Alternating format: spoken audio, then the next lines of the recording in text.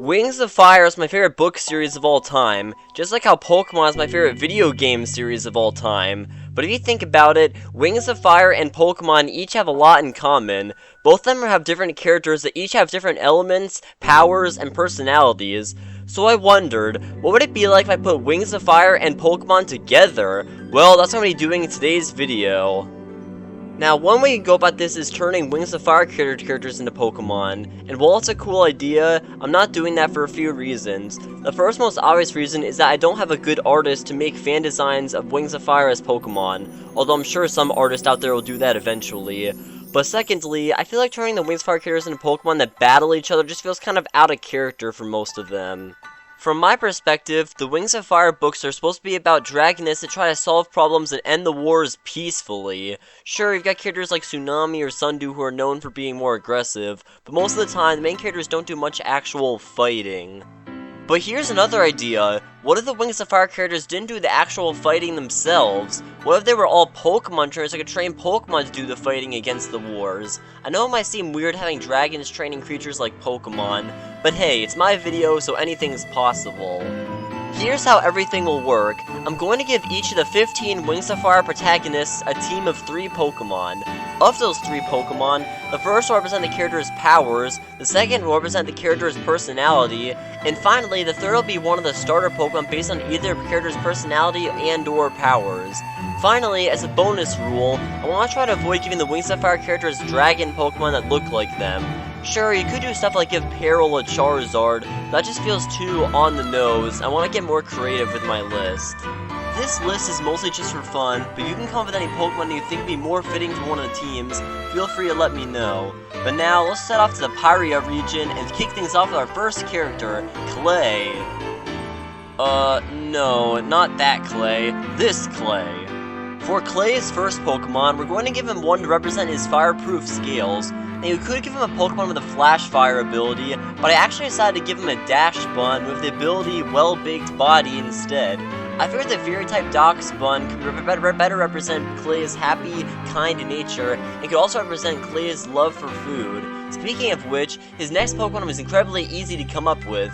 Which Pokemon likes to eat food and evolves through high friendship? Munchlax. Finally, we have Clay's starter Pokemon, which was another easy choice. Clay is a Mudwing, so I just had to give him a Mudkip. Not only is Mudkip incredibly adorable, but them evolving into Swampert, a water and ground type, would definitely add strength to Clay's team. Next is Tsunami of the Sea Wings, and while the Sea Wings can't shoot water like most water-type Pokemon, they have the ability to make their scales glow underwater, so we're going to give Tsunami the glowing fish Pokemon, Lumenion, which is also one of my favorite evolutions. This next Pokemon might seem like an odd choice, but I'm going to be giving Tsunami a Tatsuguri. This is because Tsunami demonstrates leadership throughout the series, so we're giving her a Tatsuguri with a Commander ability, where they command Dondozo in battle, sort of. For the starter Pokemon, it only makes sense if we give Tsunami a Water-type starter, and I decided to give her a Totodile. Totodile and its evolutions like biting. When it comes to Tsunami, it's bite first, questions later. Next up is Queen Glory of the Rainwings, and her team is super easy to come up with. First, we're going to give her another awesome evolution, Kecleon. Kecleon can camouflage himself, which represents a Rainwing's camouflage abilities. Her next Pokemon will be Zarina. Zarina has this Queenly Majesty ability that would represent Glory being a queen herself, but Zarina is also based on a fruit, which could also represent how the Rainwings love fruit. Finally, we're giving Glory a Bulbasaur as her starter Pokemon. Bulbasaur is a grass and poison type, and their poison type moves could represent Glory's venomous spit. But another cool detail is that Glory is named after a flower called a Morning Glory, and Bulbasaur evolves into Venusaur who has a giant flower on their back. Now our next character is Starflight, and I had trouble finding the perfect Pokemon for him. I wanted to find a Pokemon that could represent Starflight's love for reading, but there aren't any Pokemon based off of books or paper of any kind really, unless you count Kartana, but that's not really what we're looking for. So instead, I decided to give him one of the smartest Pokemon ever, Alakazam. According to Alakazam's Pokédex entry, its brain never stops growing, so I guess I could represent how Starflight never stops reading and studying scrolls. Now his next Pokemon is a questionable choice, but I decided to give Starflight a Malamar.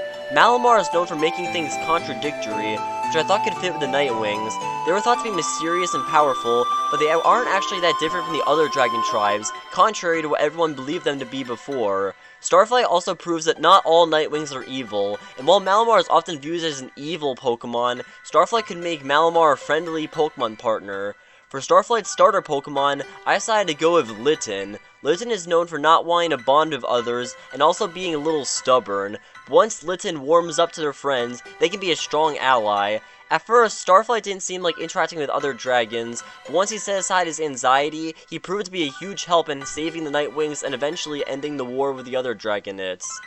We're now on to the fifth and final member of the OG Dragonets of Destiny, Sunny. For our first Pokemon, we're giving her the happiness Pokemon, Blissey. Sunny always likes to be happy and help her friends, and Blissey is a happy Pokemon that can help others by giving them eggs or using the move Helping Hand. Now, Sunny doesn't really have any unique powers, per se. What's special about her is that she's half Sandwing and half Nightwing. To represent this, we're giving her Morpeko, the two-sided Pokemon. Morpeko is part electric, part dark type, and while it's a bit of a stretch, I still think its split personality nature fits well with Sunny being a hybrid. For a starter Pokemon, Sunny is going to get a Scorbunny. Scorbunny is always energetic and excited, which fits Sunny's personality. Now, there are probably a couple other starter Pokemon that could work as well, but I figured a fire type that could potentially use the move Sunny Day would work the best.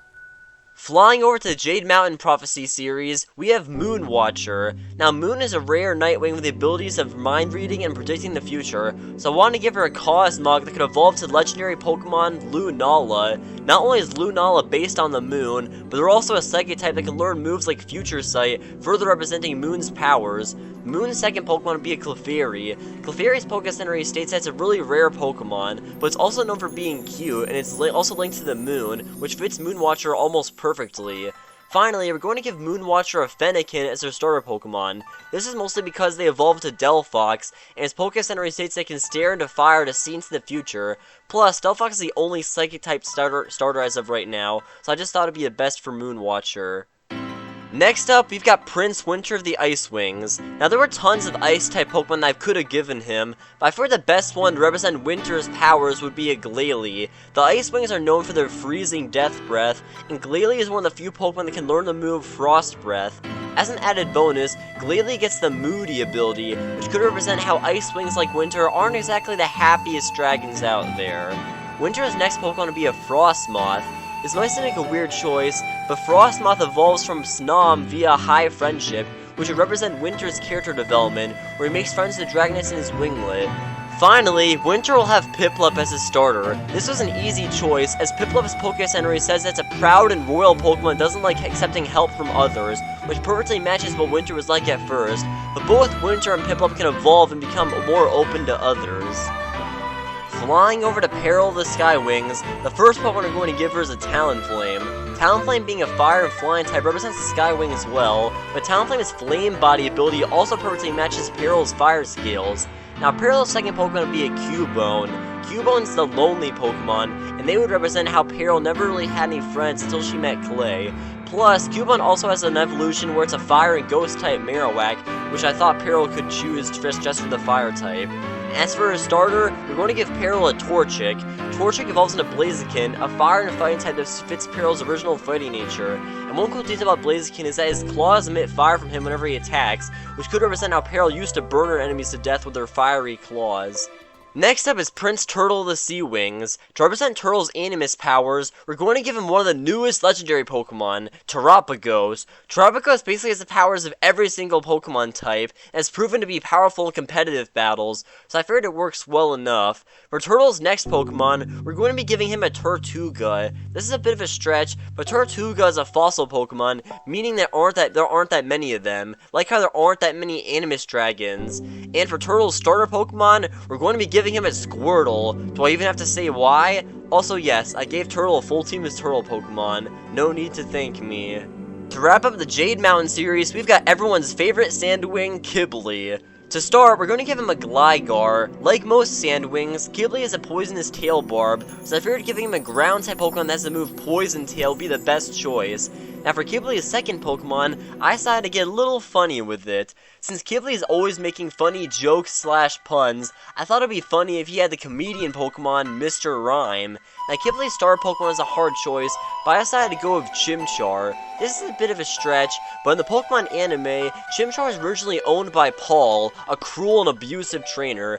Qibli originally lived in an abusive family where his siblings would treat him like garbage, so I feel like Qibli and Chimchar could work together to overcome their past and fight for a better future. Get it? Because Chimchar evolves into a fighting type? Okay, sheesh.